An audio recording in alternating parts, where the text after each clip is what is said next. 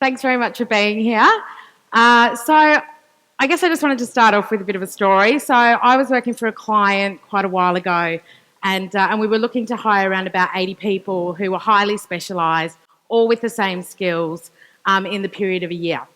And so the managing partner said to me, well, let's get some ads together and come back to me in a week and we'll put it out there into the market.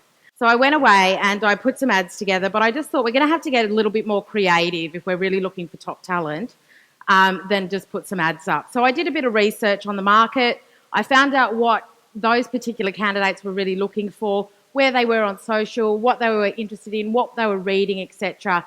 And when I went back to him, I showed him the job ad and he said, oh, okay, great, let's go with that. And so I just said to him, David, does this excite you? And he said, what do you mean? And I said, when you look at this ad, does it excite you? And he said, well, I can't say that it really excites me, but I think that that's what we're going to use. So I said, all right, well, if you're going to be looking for top talent in the market, then we're going to have to do something that is just a bit more exciting than just a job ad. And so what we decided to do was do a plan for the year around events, etc. And so what we did is that we actually went out to the market and we spoke with a whole lot of people with the skills that we were obviously looking for. So what we did is that we actually surveyed the audience, we found out exactly where they were, what they were doing, and we came up with a number of different solutions. And we looked at how we were going to go to market to really attract and engage them. And so what we came up with is what we call a sourcing channel map. And these are 15 channels that we identify as how you can potentially go to market in order to attract people to your business. Now, whether you're a startup with 3 people or whether you're a corporate with 3,000 people, it doesn't really matter. It's no longer good enough to write a job ad, put it up, and expect the best talent in the market to be attracted to you. If you're not excited about the message that you're putting out, then why would anybody else be excited?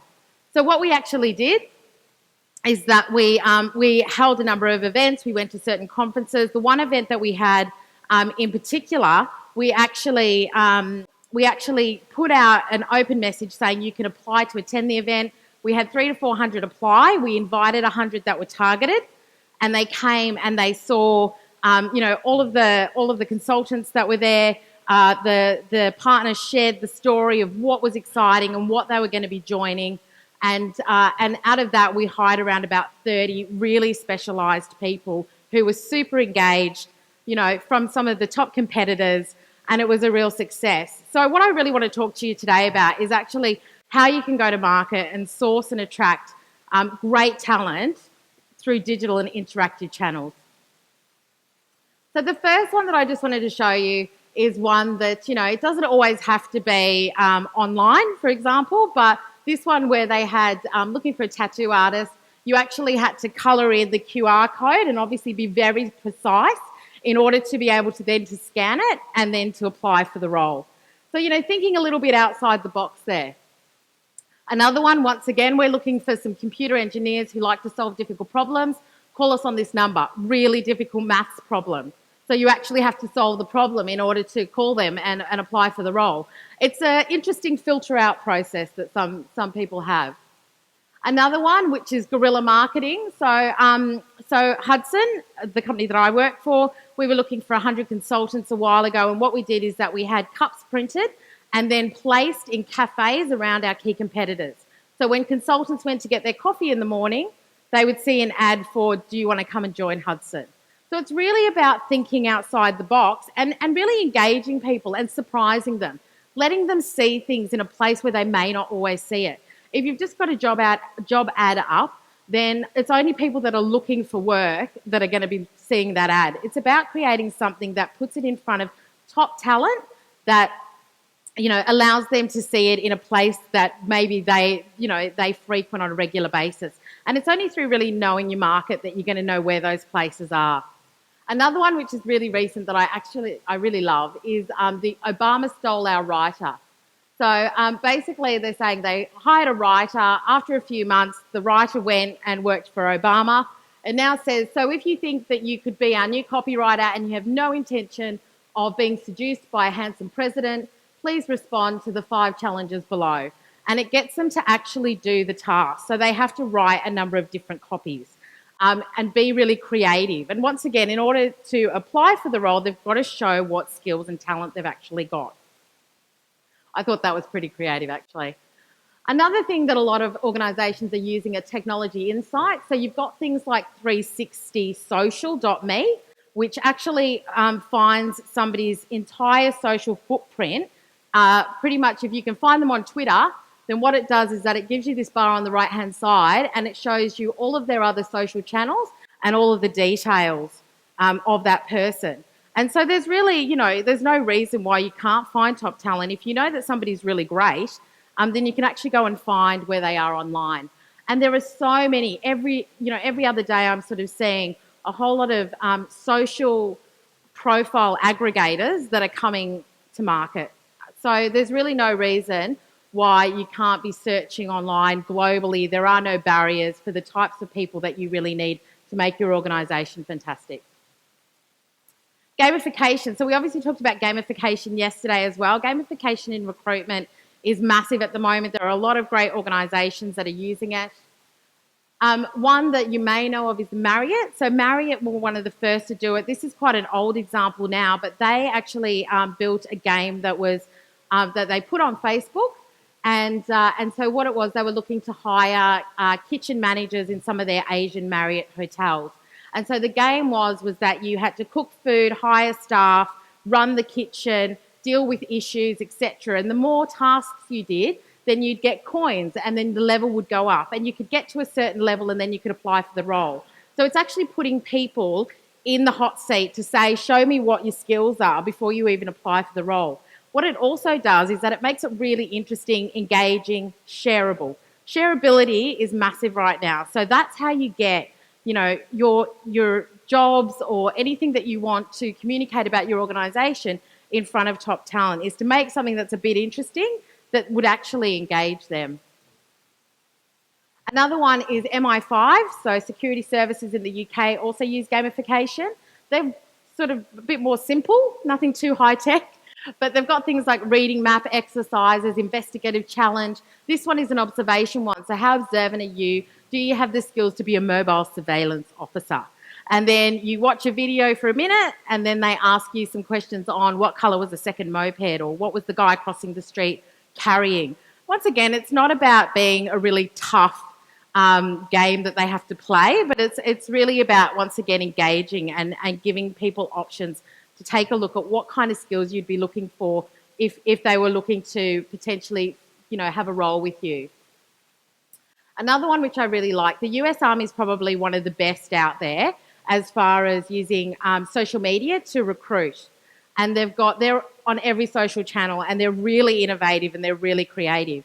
And what they did, this is more around learning and development, but what they did is that they spoke to the soldiers and they asked them a whole lot of questions around, what their interests were, what they do, etc. In their spare time. And the one thing that came up on a regular basis was that they really loved comic books.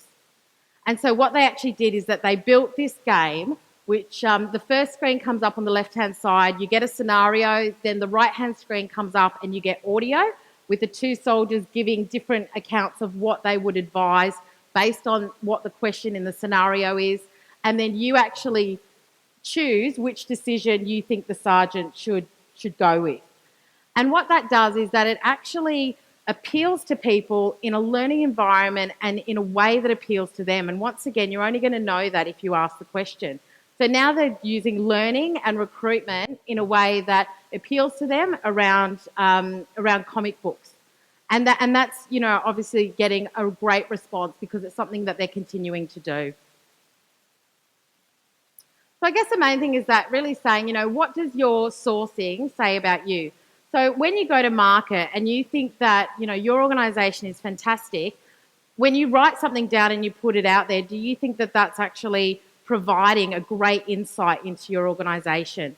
Do you think that it's projecting your employer brand in the way that you want to be seen? Like I said, even if you've got 2 people in your company or 3 people, I almost feel like it's even more important to get the right person because, if 20% of your workforce and there's only 3 of you or 4 of you fails, that's a massive impact on your business as opposed to maybe 20% of a 3,000 person company. So really ensuring that you're getting your message out there is really important. So employer branding, the image of your organisation is a great place to work in the minds of current employees and key stakeholders in the external market.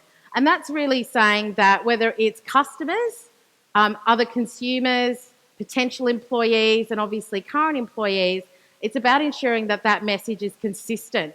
And the thing is like Nike's a really interesting example that quite a few years ago, they were obviously pulled up for child labour in Asia. And that really reflected on their brand. And, that was one of their, as far as employer branding goes, that's not a very positive image. And that definitely impacted their consumer brand as well at that point in time. So it's really important to ensure that you feel that you've got a really honest and authentic employer brand out there in the market, because it's not only, potential employees that you're looking to attract there. The other thing is that employer brand has historically been managed or owned by human resources, and nowadays it's really owned by human resources, communication, marketing and brand, because it's all about, you've got one brand, but you've got three different elements of it. You've got consumer, and you've got employer brand, and you've got clients as well. And so it's really important that you obviously have that consistency throughout all of your branding. Another way that organisations are telling their story, and candidates are saying, don't just tell me, I don't want to read reams and reams of information, I want you to show me. So this company, Telerik, they're a web development company in the US, and they have a Pinterest board where they actually were launching some information internally, and so they gave all of their employees a cupcake with a QR code where they could go and see some new information about a launch that they had internally, and they pinned it. So once again, it shows a little bit about what's happening inside the organisation. People want to see behind the curtain. They want to see behind the door. They want to be able to make a decision of whether they're going to apply to your organisation based on what you're sharing before they do so. This one on the right-hand side is Salesforce.com. And so they have office yoga. So once again, it's about work-life balance. People want more than just the job. They actually want a lifestyle. And you can show that through great, platforms like Pinterest.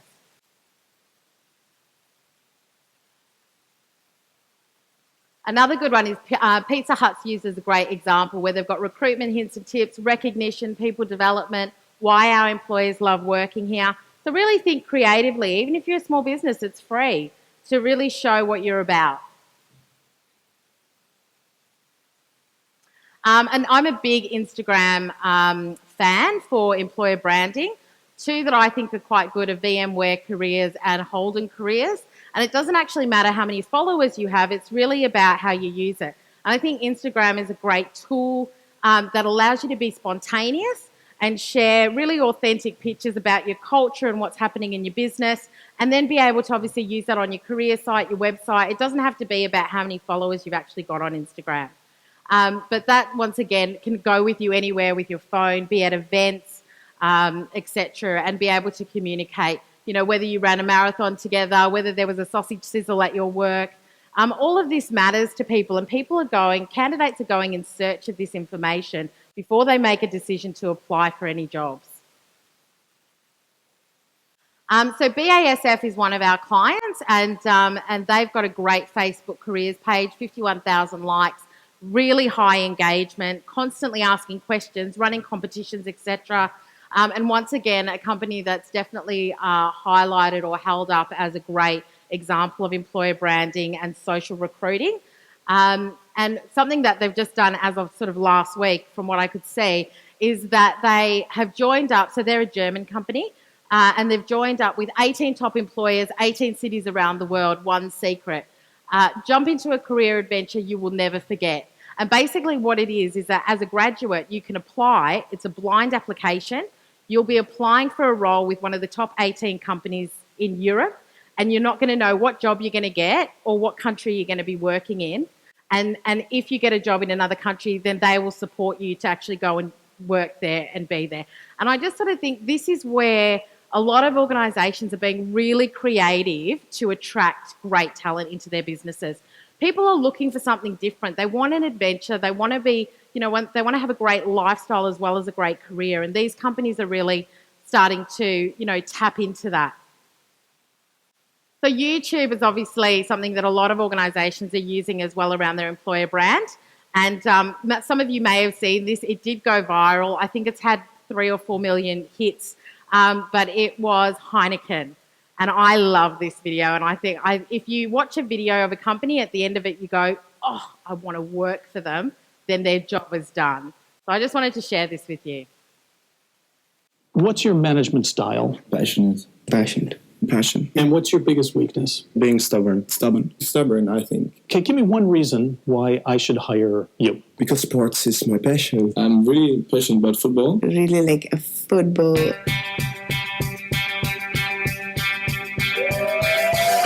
When you are looking for a job for an interview, either brushed. You look good. You feel good.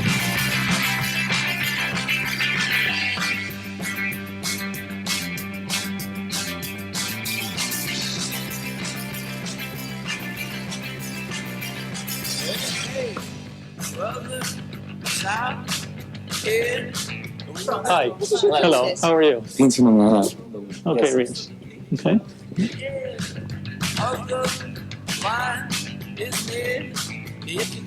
And so you liked it when we were walking hand in hand? It made me feel comfortable, yes. Oh, interesting. We'll see what happens. Yeah, well, thank you very much for your time, I suppose. Okay. Thank you very much. Yeah. All right. Okay. Thank you. Mr. Russell, have a very nice weekend. Thank you. So, are you sure? I'm fine. I'll get a little water in a second.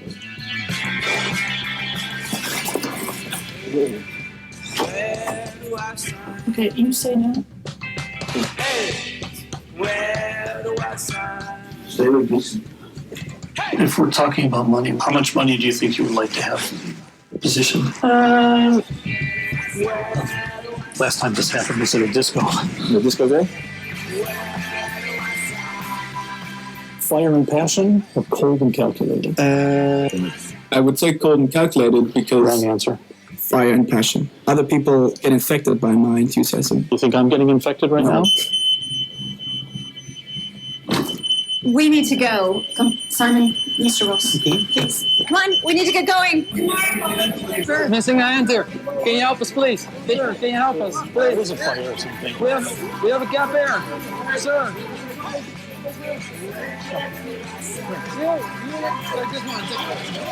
Okay, wait back. Okay, he's okay. Okay.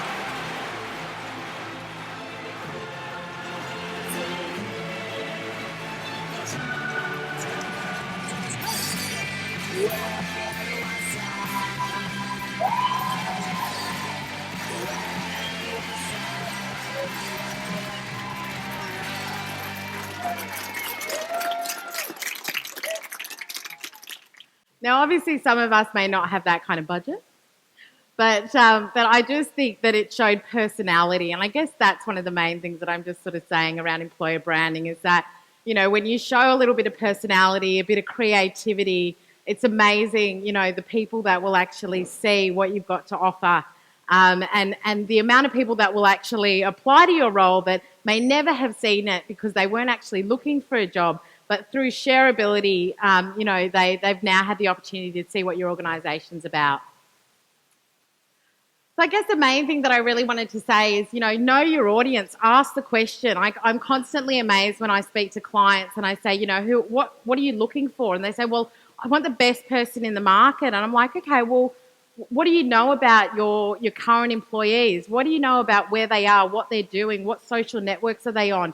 where do they go after work? Do they go to meetup groups? Are they part of, when they come in the morning and they, and they turn on their computer, what subscriptions are they getting in? Like, what do you know about your people already so that you can make really intelligent, creative, knowledgeable decisions about how you're going to go to market and try and attract that same caliber, if not better, of people that are working for you. Get creative and think outside the box. I know that I work for a recruitment company, which is fantastic, but I do say to them all the time, nobody really wants to read job ads that much anymore. You've now got the capability to do video on Seek, as well as platforms like on DiG as well, which is a free video job ad platform. And there's loads of others that you can actually do. YouTube. I mean, we've seen sort of 1-minute videos from a number of organisations around the hiring manager and showing somebody the actual space that they'll be working in as well. Once again, people want to see who they're going to be working for, who their team is, and where they're going to be sitting every day. So don't underestimate the power of a really great creative work environment. And great people, show your people as well. Share your story. So really think about what's your vision for the next 2, 3, 5 years, because that's what people want to join. They want to join an organisation that has a future that they feel aligned with, and where they actually think that they're going to, learn, develop, and be able to really, increase their worth in the market as far as what they're going to be doing over the coming years. And the old saying of finders, keepers, losers, weepers, I actually really believe that when it comes to talent. We're talking about, interactivity, design, digital, etc. And I just think it's going to be those people that are able to really think outside the box, that are going to attract the talent that is going to make your organisations great. And it's the people that really want something that's going to be different that are going to be attracted to organisations that can give them that.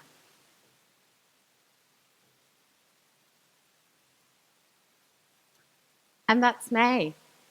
Thanks very much, guys.